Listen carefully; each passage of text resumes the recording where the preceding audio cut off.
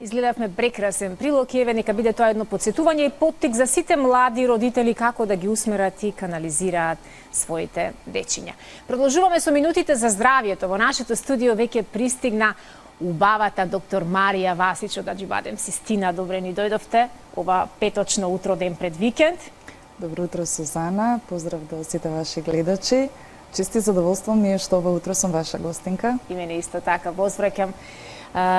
Се радувам што имаме тема која многу ќе им даде информации и насоки на гледачите, особено на сите оние кои што имаат уплав од зборот анестезија. Така. Амбулантните анестезии и нивната примена е нешто за што ние денеска ќе говориме и всушност како тоа се прави во современи услови кога пациентот доаѓа, го припремате и на крај на денот си оди дома. Што се амбулантни анестезии? Така.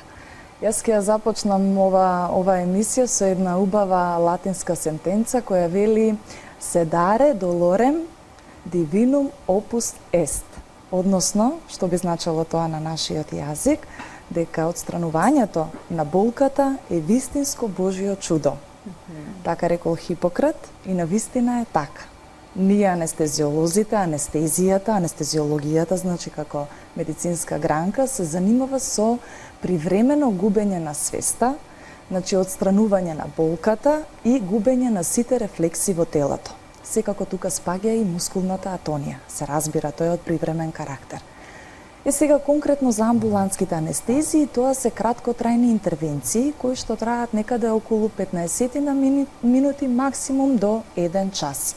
Најчесто се изведуваат со така наречена аналгоседација, значи на пациентите им се дава комбинација од лекови кои што синергистички делуваат и значи прават едно намалување на анксиозноста на стравот кај пациентите и отстранување на болката. Тоа се фактички едни плитки анестезии каде што пациентот може делумно да биде свесен за настанот, но и не мора. Прават една ретроградна амнезија, се вели тоа, значи не се сеќаваат на претходниот настан. Така да, со задоволство и со гордост можам да кажам дека во клиничката болница Аџибадем Систина ја има најсовремената и најпрецизната апаратура, односно опрема за диагностика и третман на пациентите, а секако нашето 24-часовно присуство во болницата, значи 24-часовно има присутни анестезиолози, кои што за овие диагностички методи кои што се повеќе или помалку инвазивни, односно болни, им овозможуваат на пациентите еден комфор да што побезбедно и безболно ја завршат процедурата и на тој начин да дојдат за кратко време, односно до брза и точна диагноза. Одлично. Каде се применуваат, во какви случаеви се применуваат овие анестезии? Така, ние имаме многу одели каде што се применуваат овие амбулантски анестезии, тоа се пред се оделот за ендоскопии, значи тука спаѓаат гастроскопиите, колоноскопии, бронхоскопии, уролошките интервенции, цистоскопиите, понатака литотрипсиите, односно кршењето на каменот, на камења, стоматолошките интервенции каде што тамо дури кај некои болни дечиња се дава и тотална анестезија, целосна анестезија, а исто така се преминувајќи и луѓе, значи и кај возрастни, кои што и кај деца кои што имаат фобија од стоматолози. Понатака спаѓаат значи оделот за асистирана репродукција, радиолошките интервенции кои што и како значи се доста актуелни и се повеќе и повеќе значи се применуваат анестезии на тој одел, се со цел за брза и прецизна диагноза и секако и третман на болни пациенти. Понатака, освен значи овие одели, најчесто да кажеме секојдневна имаме интервенција на оделот на ендоскопии, тоа се гастроскопиите и колоноскопиите, каде што претходно пациентите се прочистуваат еден ден пред интервенцијата и пожелно е, значи не е пожелно, него тоа е условот да не бидат јадени и пиени. 8 часа, значи не треба да конзумираат храна, 4 часа бистри течности. Пациентите доаѓаат во амбуланта каде што ги прегледува анестезиолог и поставува неколку прашања, значи поврзани со нивната здравствена состојба. Она што е многу важно, луѓето кои што се на хронична терапија треба редовно да ја зимаат своите лекови, дури вклучувајќи го и денот на самата интервенција. Значи тоа се луѓе кои што се на антихипертензивна терапија, односно кои што примаат терапија за притисок, понатака против антиконвулзивни лекови, односно против епилепсија, хронични астма, бронхит и така натаму. Освен контраиндицирано, односно прекин на терапијата, треба да направат болните кои што се диабетичари, значи кои што имаат диабет, не треба да ја земат утрото терапијата, и тука спаѓаат луѓе кои што користат контрацептивни средства и некои типови на антидепресивни лекови. Во минатото ве слушав со големо внимание и драго ми е што анестезијата во поновиот во 21. век има толку многу отидено напред и толку многу софистицирани начини за како сето тоа да се заврши успешно. Во минатото луѓето кои требаше да се подвргнат на некаква интервенција каде што се бараше целосна анестезија, долгочасовна анестезија, имаа уплав од анестезијата исто како што би го споредила како со летањето со авион. Беа убедени дека кој знае што ќе се случи, дека можеби никогаш нема да се разбудат, дека можеби не знам какви пореметувања ќе им се случат. Колку во денешната пракса вие се среќавате со такви пациенти на кои психолошкиот момент им е навистина пресуден фактор за да се согласат на некоја сложена интервенција? Така, многу убаво прашање.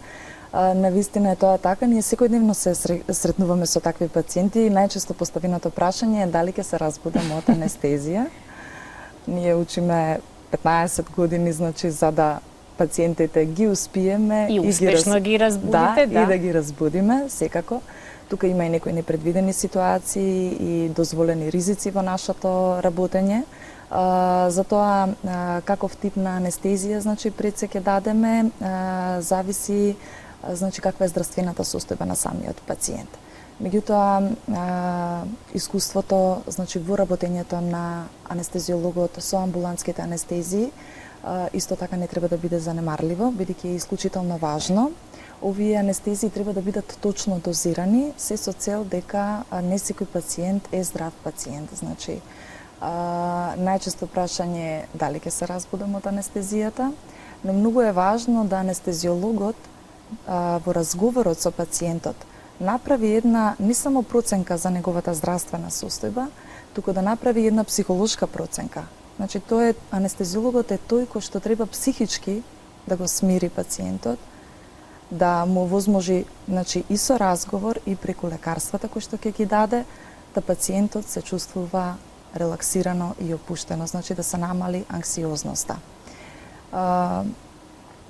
Тоа е, како што кажавте, значи ние правиме еден психолошки профил на пациентот, но не треба да го забораваме фактот дека и пациентот нам ни прави психолошки профил, односно и нас не оценува дали тој ќе се чувствува безбедно доколку вие му ја дадете анестезијата. Така, обострано е. Обострано е тоа.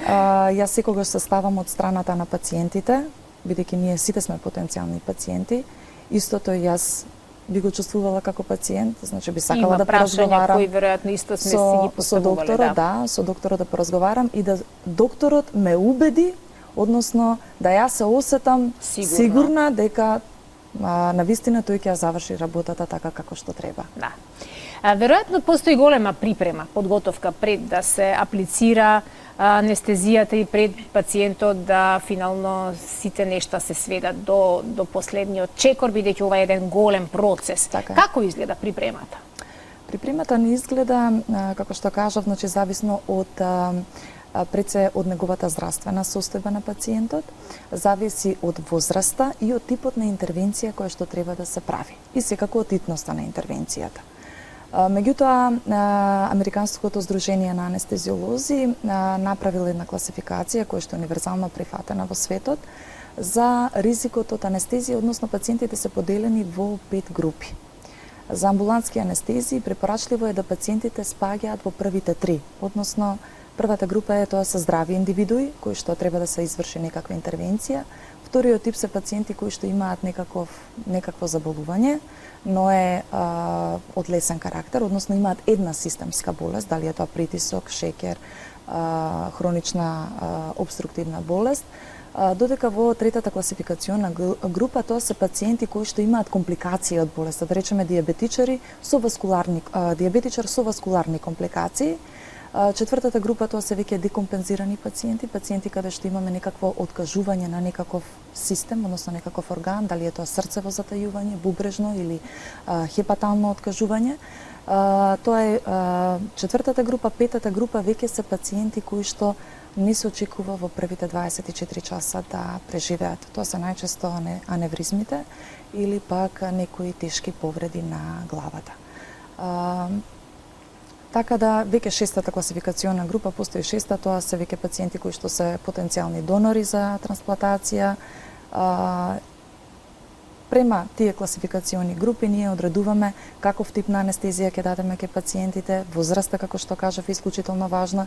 Се што е над 65 години веќе спаѓа во една возрастна популација, како години, како бројка не звучат многу, но кај нив дозирањето, значи количеството на анестетикот не е подеднакво ист како кај младата популација. Да, кога веќе го споменавте дозирањето, предпоставувам и дека не е исто дозирањето кога аплицираме анестезија на пациент кој тежи 40 кг и пациент кој има 100 кг, така нели? Така, исклучително важна е и телесната тежина ке пациентите, особено масното ткиво знаеме дека е штетно за се, па дури и за анестезијата, со сите ризици кои што ги има, затоа многу внимателно кај таквите пациенти и генерално дозирањето се одвива по нивната телесна тежина, не по нивната моментална, значи да речеме со моменталната тежина, прекумерната телесна тежина. Така да сето тоа е наш дел, не треба пациентите да се грижат, имаме и такви пациенти кои што се обезни, на кои што даваме амбулантски анестезии и воопшто анестезии.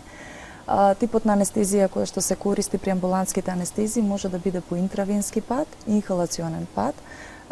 Инхалациониот е со помош на гасови. Тоа најчесто го правиме на оделот на радиологија за дечиња кои што е потребно да се изврши магнетна резонанца, бидејќи просторот е навистина непријатен и не можат малите деца да соработуваат, бидејќи на радиолозите им е потребна мирно снимање, да пациентот нема движење. Преку гасовите, односно преку инхалирање на гасовите анестетици, децата ни спијат и по завршувањето на интервенцијата веднаш се будат. Додека интравенските анестезии, односно тие се по пат на вена, односно преку бронила која што ќе постави анестетичарот, се даваат анестетиците и пациентот моментално се успива. Брзо е воведувањето на анестетикот и брзо ни се будат таквите пациенти, така да не постои никаков ризик или опасност за, не дај Боже, некаков несакан ефект. Да, тоа е убаво да се чуе. Веќе го начнавте следното прашање кое сакав да ви го поставам, да поразговараме малку повеќе околу предностите да се аплицира ваква современа, брза, сигурна и лесна анестезија, но и компликациите, можните компликации од овие анестезии. Так. Предноста е тоа што овој тип на амбулантски анестезии и ќе кажам дневни хирургии тука подразбираат и оделот да речеме за гинекологија каде што има еднодневна хирургија, односно за еден ден доаѓа, се завршува интервенцијата и си одат пациентите. Нивната предност е прво краткото чекање на самата интервенција, односно веднаш, значи во текот на денот или за неколку часа се заминуваат од болницата, намалување на болничките трошоци и секако намалување на ризикот од инфекции. Значи огромна е предноста на амбулантската анестезија, додека пак секако дека постојат и компликации кои што можат најчесто се среќава, а тоа се постоперативната болка која што може да чувствува пациентот, гадењето и повраќањето, кое што секако се смирува со лекови, и најопасната е регургитацијата, односно аспирацијата на желудочна содржина. Затоа е исклучително важно да пациентите бидат гладни и жедни. Значи не се оди на лекар најаден, туку се оди со празен стомак. Значи 8 часа за тврда храна, 4 часа за бистри течности. Тоа е многу важно затоа што може да се случи придавањето на анестетикот, бидејќи се намалуваат рефлексите, се гаснат рефлексите, да желудичната содржина премине во белите дробови и да настане една сериозна компликација, тоа се вика аспирациона пневмонија, која што за жал може да заврши со летален исход. Да, за жал. Ние би ги вклучили и гледачите доколку имаат да постават некои прашања, некои нејасноти, доколку имаат некакви заблуди, стравови или било што поврзано со некоја ваша идна интервенција или некоја состојба која сте ја имале како ваше лично искуство, дали може би некакви ситуации после одредена интервенција, па мислите дека анестезијата била некоја причина за да се чувствувате поинаку од претходно, така да телефонските линии ја молам режијата да ги вклучи и да поставиме некое прашање и да ја поздравиме доктор Васич. Верувам јавноста... Атанасовска. Да, се извинувам и второто презиме не го кажавме. Значи, верувам дека јавноста ве памети од годините, кога бевте на модната сцена, кога бевте, би рекла, многу често присутни на убави настани, каде што убавината беше број 1 и вашата титула за мис на Македонија во 2003 година, така не е? Да. Се надевам дека ме памтат малку по-возрастните генерации. Младите не верувам, бидејќи после мојот избор зависи колку се млади. Имаме ние млади на 60 точно. Години публика која не следи. Така и тие се млади, точно. Убаво искуство беше тоа, меѓутоа веќе навлегов од некои други води, бидејќи со манекенството не може човек во Македонија професионално да се занимава. Така да секогаш што сум го гледала како едно хоби, едни убави спомени носам од тоа време. Меѓутоа, откако влегов на медицинскиот факултет, прекинав да се занимавам со модата.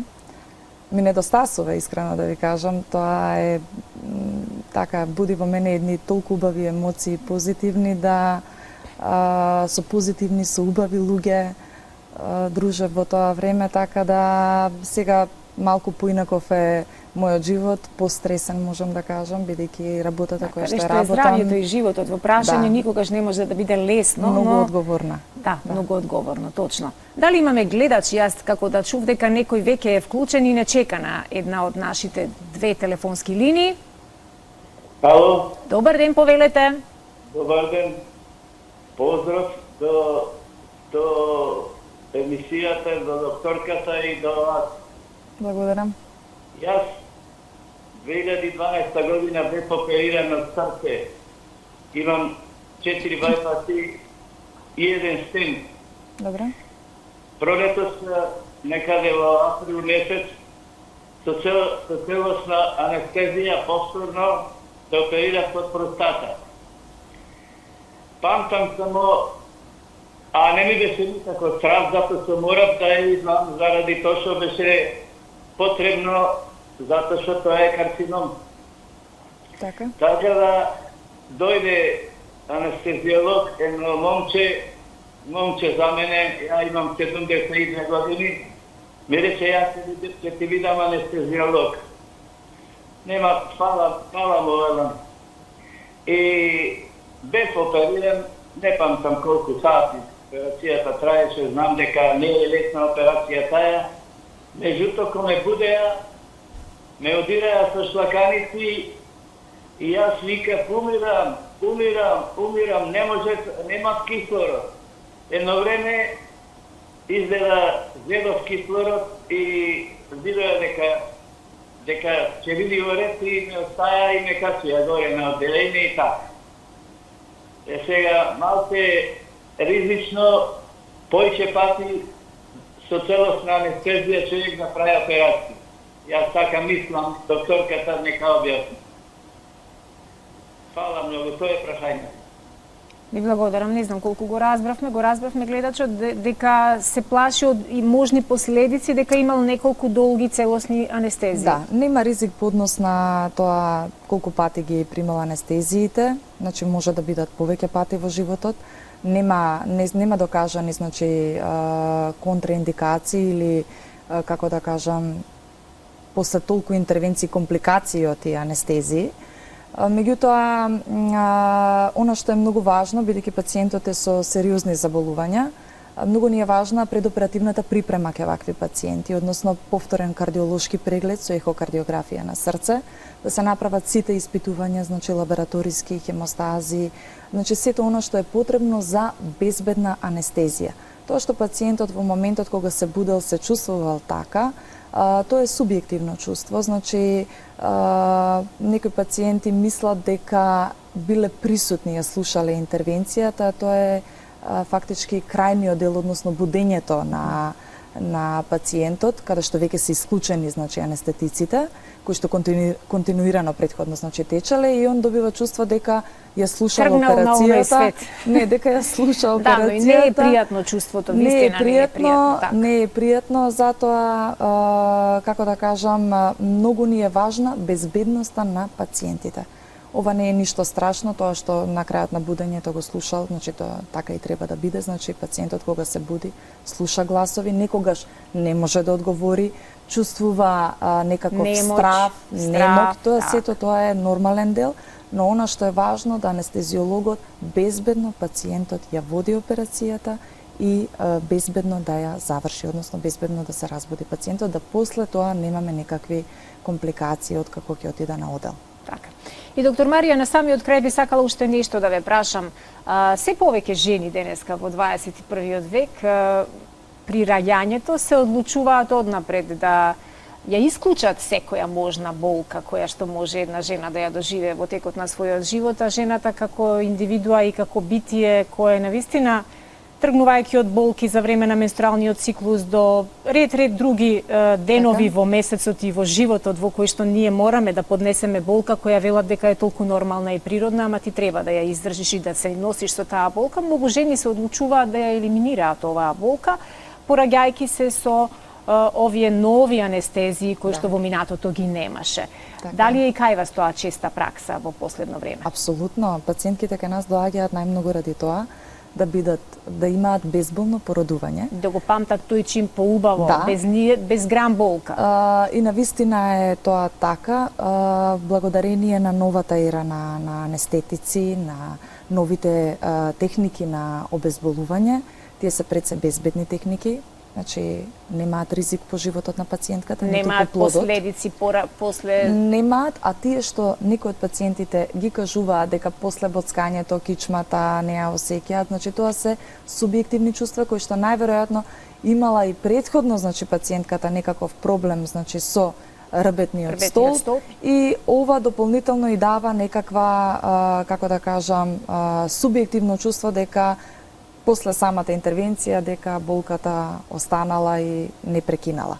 Значи, не постојат животно загрозувачки или некакви сериозни компликации кои што можат да го уништат или да ја онеспособат пациентката, значи за понатамошно функционирање во животот. Благодарение на овие неуроаксијални блокови, техники, се породуваат безболно пациентките, многу побрзо, скратено е родилното време, значи благодарение на анестетиците се врши вазодилатација, односно проширување на цервикалниот канал и многу побрзо исфрлање, односно раѓање на новороденото. Така, секоја чест поздрав до целиот тим. Младжи Бадем Систина, сите наши минати и идни ваши колеги, наши гости, кои што тука редовно секој петок ги представуваме и говориме на многу теми поврзани со здравјето, а ништо поважно од здравјето нема.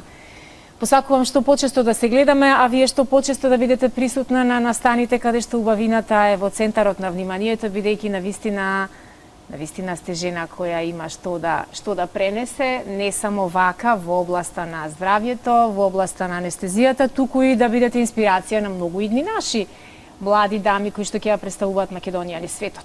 Ви благодарам многу, од убава дама како што сте вие, вистински комплимент. Ми беше чест и задоволство што бе ваша гостинка. Се надевам дека ќе имаме уште многу убави и успешни емисии. На самиот крај на гледачите на Алфа телевизија да им посакам добро здравје и да не се грижат, бидејќи стручниот тим на Аџибадем Систина е секогаш тука за вас. Така, тоа е потврдено многу пати до сега. Марија, ви благодарам многу што ова утро издвоивте време и говоревме за амбулантските анестезија. На самиот крај